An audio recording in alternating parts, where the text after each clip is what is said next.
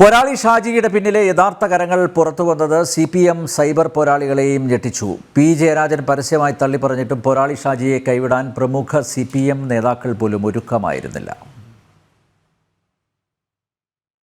കഴിഞ്ഞ കുറേ വർഷങ്ങളായി സൈബർ ലോകത്ത് CPM സൈബർ പോരാളികളുടെ പ്രിയപ്പെട്ട ഇടമായിരുന്നു പോരാളി ഷാജി.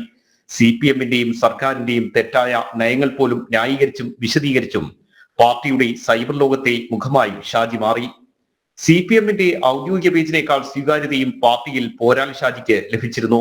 ആരാണ് പേജിന് പിന്നിലെന്ന് അന്വേഷിക്കാൻ ഈ കാലമത്രയും പാർട്ടിയും സർക്കാരും തയ്യാറായില്ല.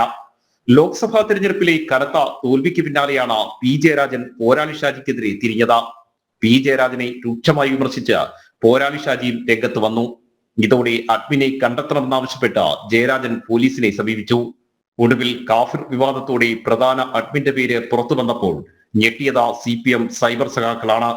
CPMലും DYFIയിലും PFI ഉൾപ്പെടെ നുഴഞ്ഞു കയറിയെന്ന നേരത്തെ റിപ്പോർട്ടുകൾ ഉണ്ടായിരുന്നു. വോട്ട് ബാങ്ക് ലക്ഷ്യമിട്ട ഇതുവരെ CPM ഇതിനെ പരമാവധി പ്രോത്സാഹിപ്പിച്ചു.